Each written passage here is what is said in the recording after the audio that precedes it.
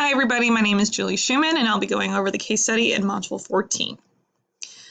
First, kind of going over the situation, Dr. Harvey Smith, a principal at a secondary school, receives a very frantic phone call on the late evening of a holiday weekend from one of his teachers, Miss Tate. Miss Tate on that phone call says that she received an anonymous email linking her to a social media page where she was the subject of harassment from her students. And so this case study is going over what were the actions that Dr. Smith is going to take to protect his students and his staff from this incident, and how can he prevent future incidents like this to occur. Kind of outlining the facts of who is in this case. First, we have Dr. Harvey Smith. He's an administrator at Slattery Steno High School and has been for the last 9 years, and he's a highly respected and decorated administrator. He was even named Principal of the Year 2 years prior. He is an administrator that cares very deeply about the reputation of the school.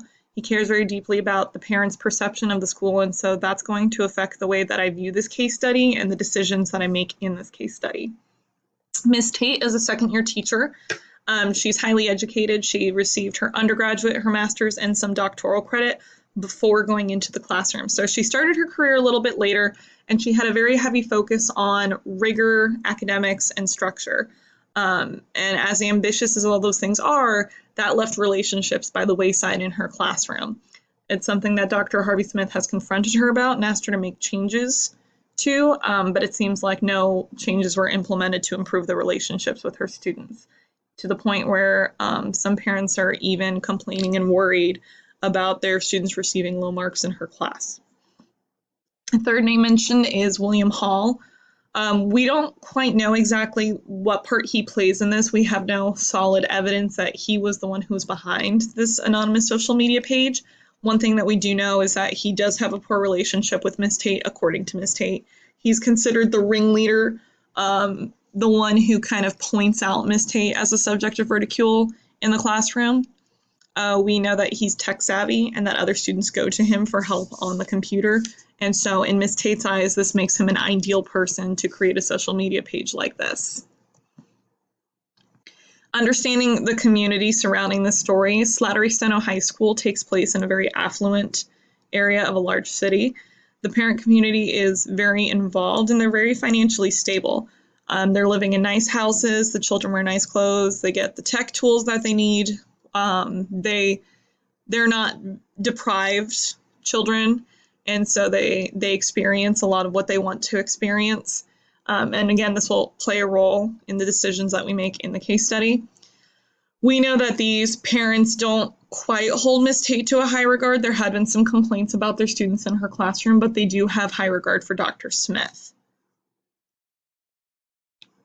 Some questions that we need to know. We need to know quite a bit about the Facebook page itself. For one, is this something that was established by one student, or are these multiple kids coming together on a community page to talk about Miss Tate? Do these posts pose a real and actual threat that could be taken to court? Is that something, do these posts on Facebook, are they anchored by a single event in the classroom? By looking at maybe the date that these posts were created, we can then backtrack on incidents in her classroom and pinpoint maybe who is behind this page.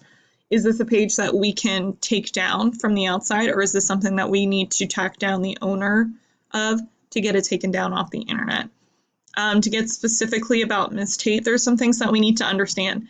As an administrator, I want to know, is Miss Tate a member of her union? If she chose to take this to court, would she get representation? Because that would affect how we handle the case from then on out.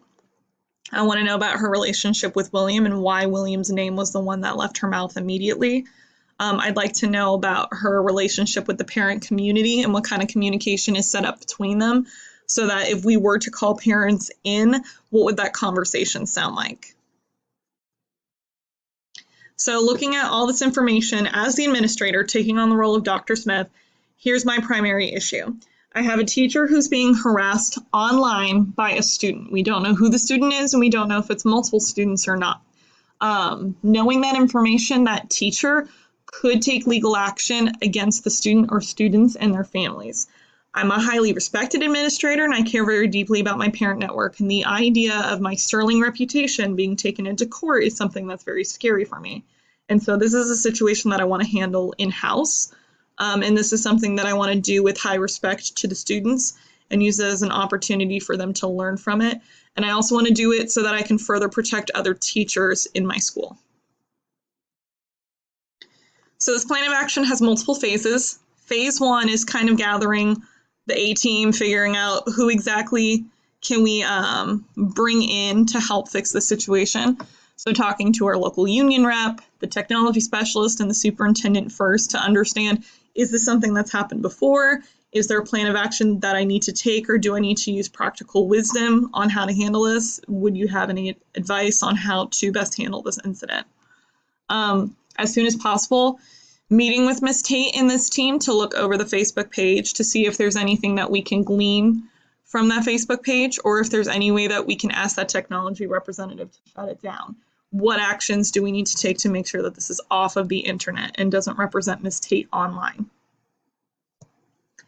Phase 2 is when we kind of have conversations with students and staff, and that should all be anchored around what cyberbullying policy we have in place, because this is a case of cyberbullying, and using that common language to talk to staff members, to talk to students, to talk to parents. So first I want to meet with Ms. Tate's class, because obviously this page is indicative of not just one student's feelings, but the feelings of the entire class. And so meeting with Ms. Tate's class to establish we know that the page exists, we know that this is not something that's tolerated, and creating a safe space of, if there is something that you want to share, please bring it forward. Here's our school cyberbullying policies. Here's what you're violating by participating on this page.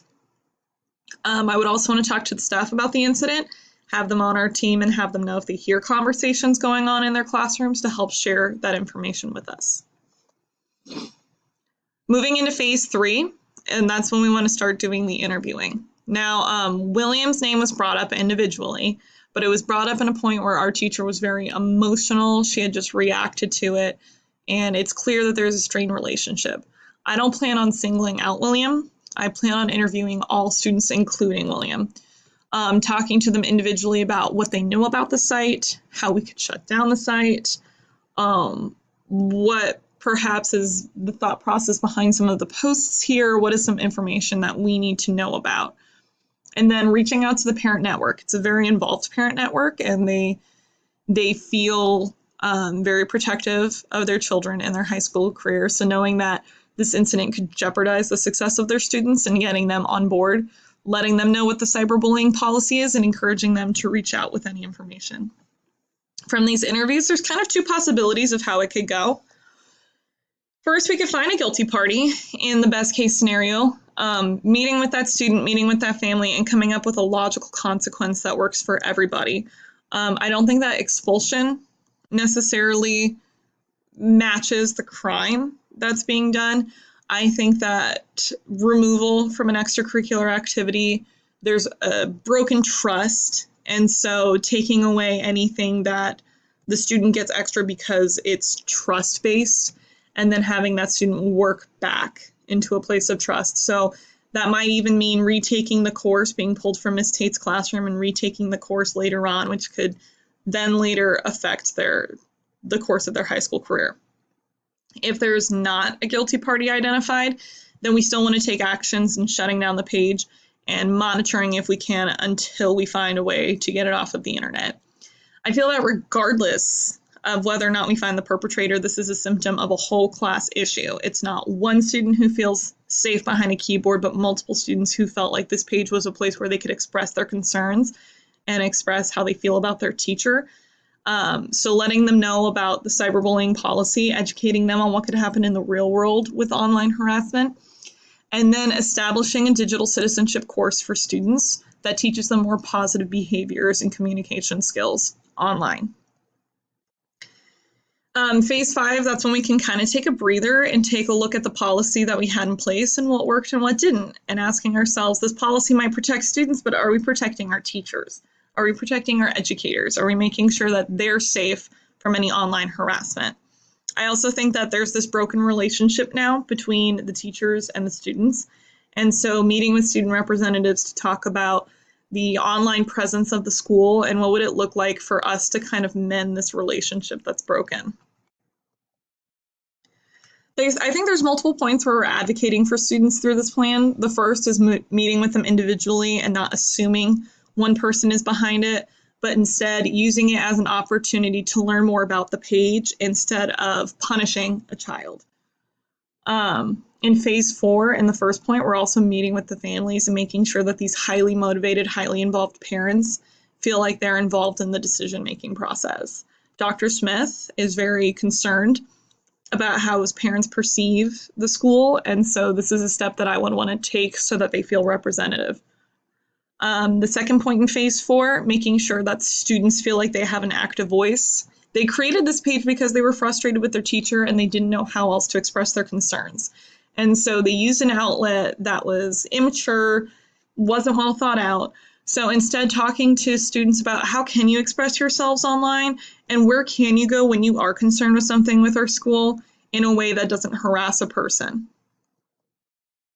My reflection on the incident, I feel like as an administrator, though it's hurtful, it's horrible, these students committed this act in kind of a bubble. You know, it was a school issue, a way that they were safe. Nobody's going to jail. Nobody's getting arrested. It might lead to a court case, but these are adults that are advocating for them. And so using this as a learning opportunity so that when they're in a situation where they need to express their anger or their hurt, they're not doing it online and harassing people where they could later really jeopardize any careers or any futures that they might have.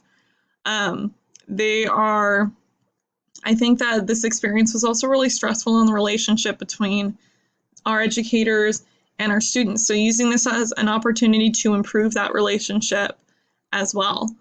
I want to make sure that not only are we thinking of our students, but also protecting our own. You know, one of our teachers was very seriously harassed and slanderized on the internet, and making sure that there are no gaps in our policy so that in the future, if another teacher is made subject of ridicule on the internet, we have something in place to protect them. Looking at the different examples of reflecting, how did I apply knowledge that promoted the success of students with integrity? Example 1, again, would be choosing not to single out my students in the interview process. Number 2 is using this as a learning experience. There's a lot of awesome digital citizenship courses where instead of the focus is, do not do this, do not do that, we're instead teaching and instilling behaviors that build communities online. Instead of warning kids not to do something, we're encouraging them to become better online citizens. And I think by establishing one of those programs in our school, it could really help improve. And then again, with meeting with the representatives of the student body, we can then make sure that incidents like this don't happen because there's healthy expression of our students.